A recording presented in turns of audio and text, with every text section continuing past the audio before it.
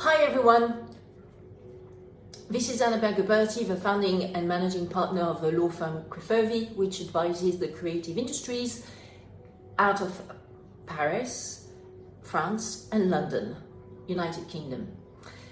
I have a revelation to bring to the public domain today, which is that on the 2nd of March 2019, I was brutally assaulted by French police forces while I was walking down the Champs-Élysées Avenue in order to reach my destination, which was the Carrousel du Louvre, which is further down south, where the Tranoï trade show was taking place, because it was the Paris Fashion Week. As I said, it was on 2nd of March 2019, pre-COVID days, where the trade shows were taking place in présentiel, as we say in French, as in in the material world. And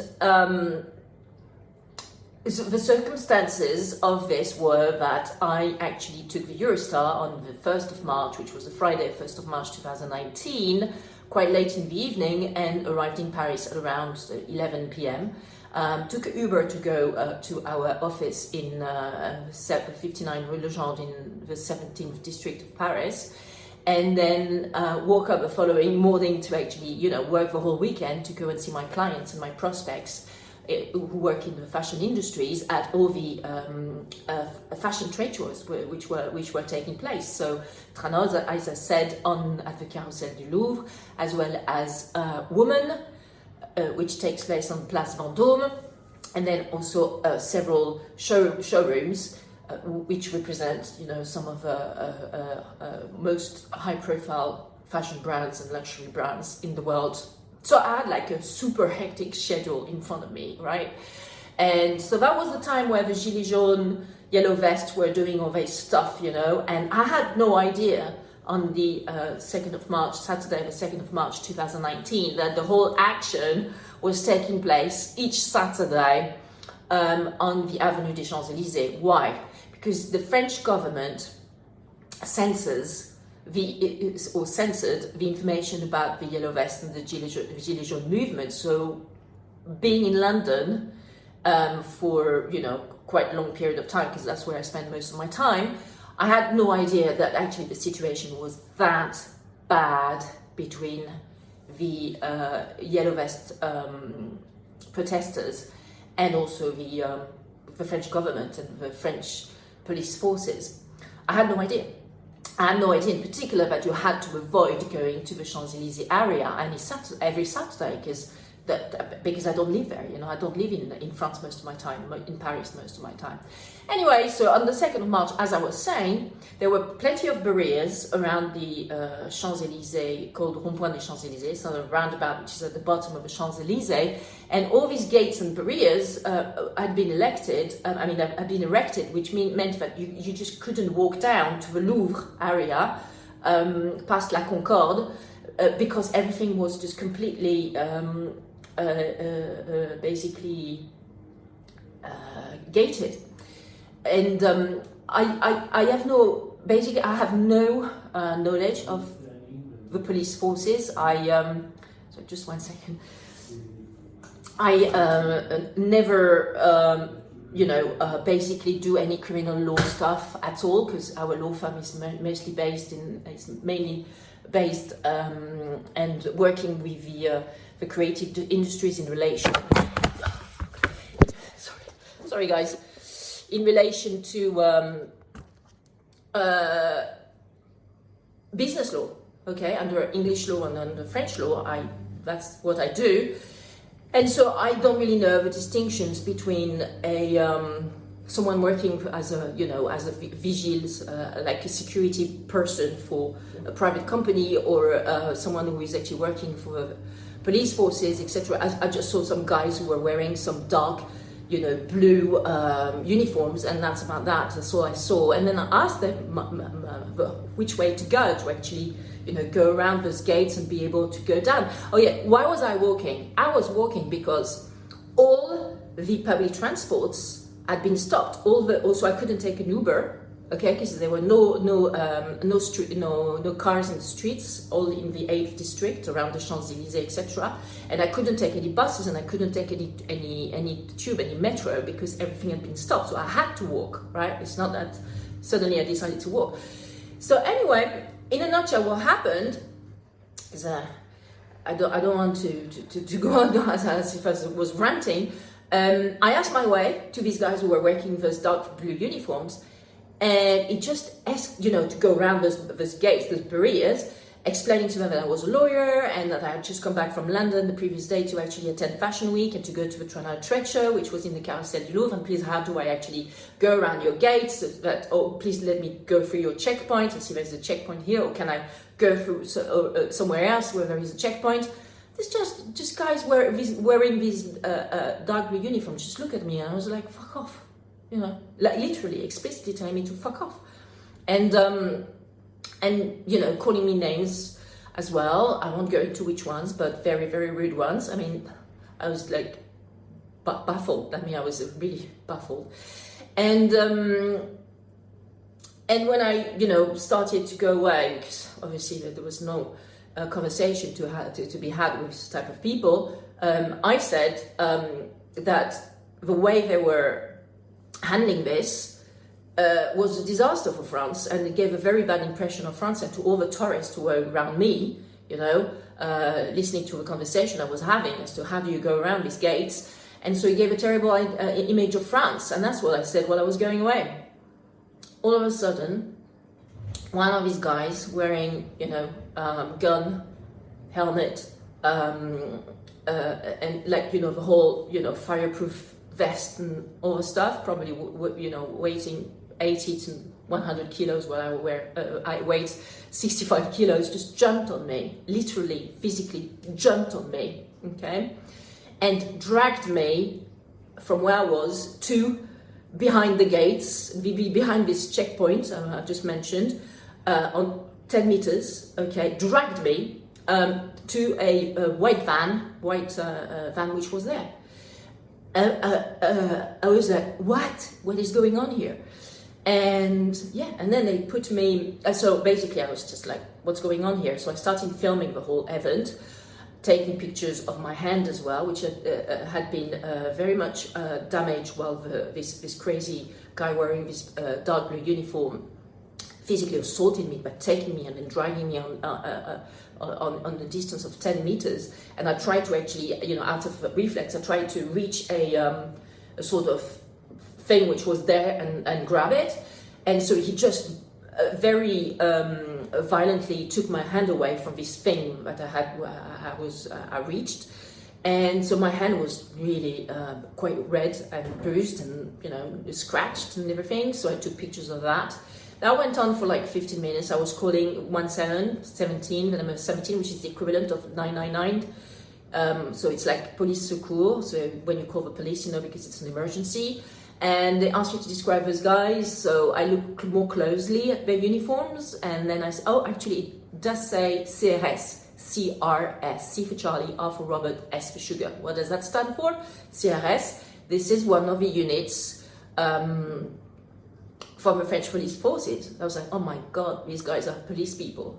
Police people who just assaulted me, both orally and physically. I mean, hello. And so I asked, to have some police unit coming to actually rescue me out of this crazy situation. And they just laughed at me and they just terminated the call, 17. So I called again and again and again. While at the same time, I was also saying to these crazy 8, 9 guys wearing these dark blue uniforms, I am now taking back my freedom to go and my freedom to move around. It's called liberté de circulation, liberté d'aller et venir, freedom to, of movement. And I was just, every time I was trying to move towards the direction of the Louvre, or the Carrousel du Louvre, every time they were pushing me very violently back to the van. So every time my back was also bang, hurting the black van. That went on for 10, 20 minutes, I'd say. And then eventually they told me, come on, miss, you come our way.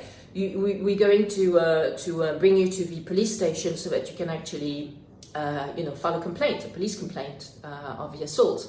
That's what I said to me, just come with us. We're going to bring you with another white van, to the police station. And so I followed them because there was no way to go here.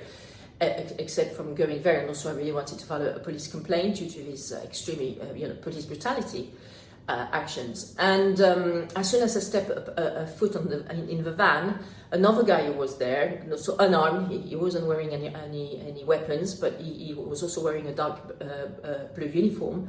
Very violently grabbed my iPhone from my right hand, from which I was filming. And he grabbed it so hard that, for 6 months after this assault, I just couldn't open any bag. I couldn't carry anything with my right hand for 6 months. After the assault, I actually filed a complaint on Monday, the 4th of March, with the police, and it really took some balls to go back there to a police station, to a French police station, to do it. I can tell you that the French police forces who took my complaint were not happy, they were not happy, but I forced them to do it. And then on the 5th, I went to see the UMJ, so Unité Médico-Judiciaire, to see a doctor there who actually looked at my hand in particular, my back, and other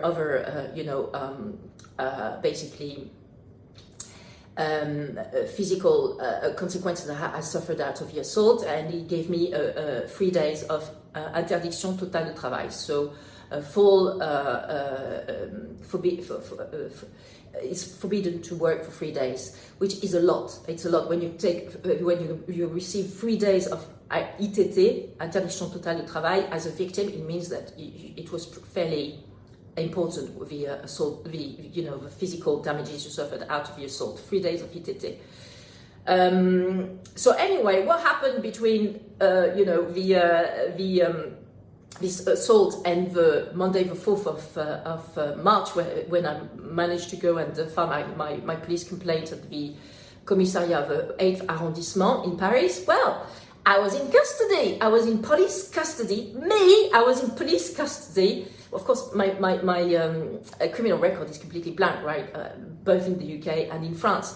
I was like, and they extended the police custody because I denied to give them the agreement to actually take my DNA and my print records, because there's no way I'm going to be on any fast, for criminal records and criminals. I'm not a criminal. I'm a lawyer, and I do my work as best as I can. I'm trying to be a good citizen, right? Saying to these guys, you're giving a very poor image of France, is in no way an offense, and also is definitely not going to make me give to basically yield to the massive pressures I received when I was in police custody to actually give my DNA and print records. No way. So they extended the police custody. So I was in police custody 28 hours, right? From 3:30 on Saturday, the 2nd of March, up until 7:30 p.m.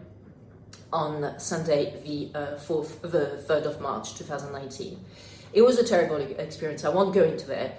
But basically, the takeaway I want to give you guys about this, and by the way, the final court hearing, because of course, in order to justify these dreadful police brutalities and assaults that they forced upon me on the 2nd of March 2019, the police forces, and in particular these 4 or 5 guys who assaulted me physically, then justify this excessive use of force by filing some criminal complaints against poor, passers-by and innocent people like myself, who were just there, out of coincidence, and that they just decide to use as a mattress and a doormat and just to pass their nerves on them, so to speak.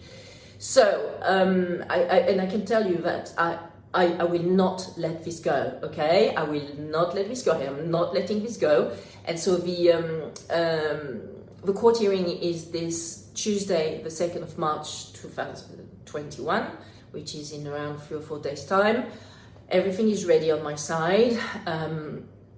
And I have sent all the documents to the French court. I will keep you posted about what happens next. But what I can tell you, the takeaway is, if you travel to France, be extremely careful. Of course, if you're going to very isolated places, I don't think you have much to basically be concerned about. But if you go to touristy places like Paris, like Nice, like the French Riviera, etc., and also even agglomerations, even in the center of towns, be very, very careful, especially also when you're going at times like trade shows where there are lots of tourists in the cities, in the city of Paris, etc.